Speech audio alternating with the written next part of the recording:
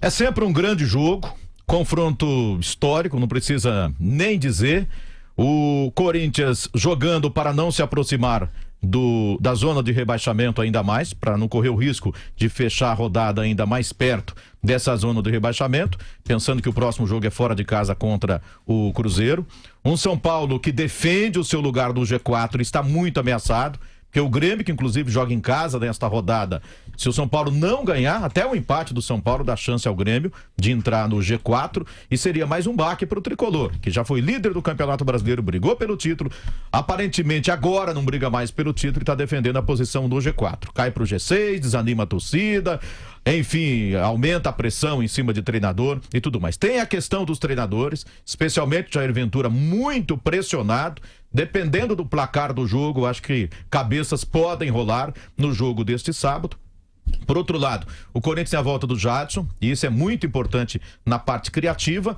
E no lado do São Paulo, a volta do Everton, jogador de velocidade. Quando ele saiu do time, acho que era líder o São Paulo, né? Tá voltando agora e o Tricolor precisa muito dele. Espero que tenhamos um jogo mais aberto pela necessidade de vitória dos dois. Que não seja aquele jogo de dois times jogando para não perder, com medo de perder. Tomara que não. Apontar um favorito é muito difícil, porque os dois não estão jogando bem. Os dois não estão jogando nada. Eu só torço para isso, para que o jogo seja com dois times buscando a vitória, para que tenhamos um clássico digno da história dessas duas equipes.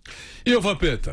Quero ouvi-lo sobre o clássico de amanhã, jogo que você vai acompanhar também. E aquela observação que nós fizemos aqui é verdade, né?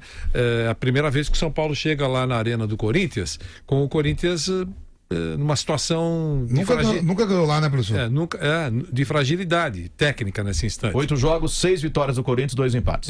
E não ganha os últimos 4 clássicos. Então, pelo Campeonato Paulista ficou com sabor, né? De quase chegando à final. Tava ganhando de 1-0, se não me engano. Aí o Rodriguinho fez o gol de cabeça, né? E aí nos pênaltis o Cássio o Liseiro perdeu.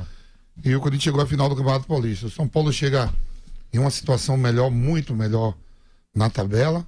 Eu acho que o São Paulo vai ter que brigar muito com o Grêmio pela 4ª colocação no Campeonato Brasileiro, para chegar direto ao Libertadores, sem pré-Libertadores. O Corinthians necessita muito somar pontos. Eu acho que amanhã vai ser casa cheia, porque depois o Corinthians tem uma sequência, pega o Cruzeiro, e o Corinthians só pega concorrente direto, Chapecoense, Vasco, mas ainda tá ali, tudo achatado, né? E o time do Corinthians, ele não produz. Eu tava vendo hoje o time que menos finaliza do Campeonato Brasileiro. Até menos que o Paraná Clube, que tá já o único time que tá praticamente rebaixado. Né? Eu não sei qual é o time que vai sair jogando. Os treinadores agora têm semana cheia. Todos eles, viu? Até as últimas rodadas, semana cheia de treinamento. Mas isso aí agora, mas tem alguns que não gostam não, porque aí não sabe dar treino. Aí complica. Aí você vai saber se presta ou não.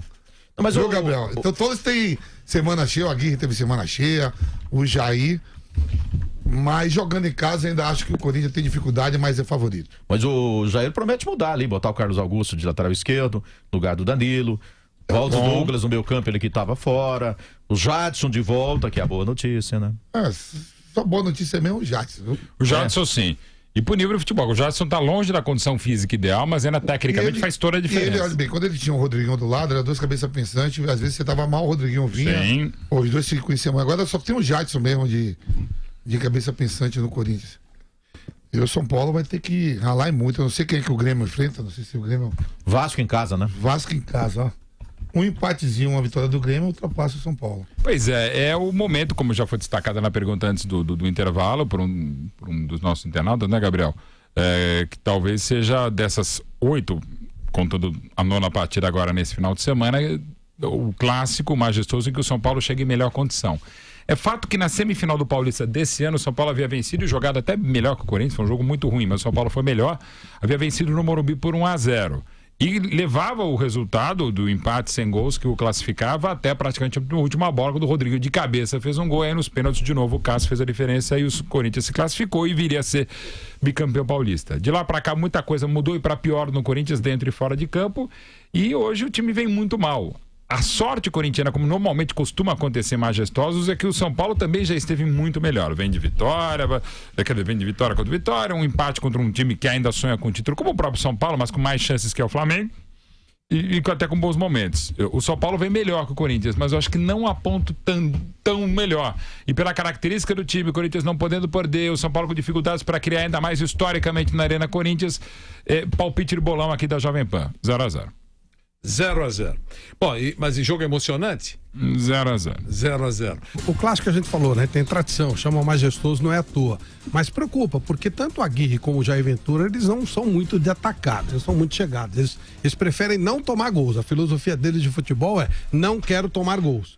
E o empate, de repente, pode até ser bom para os dois. O São Paulo empatar lá no campo do Corinthians seria ótimo, embora o Grêmio esteja chegando.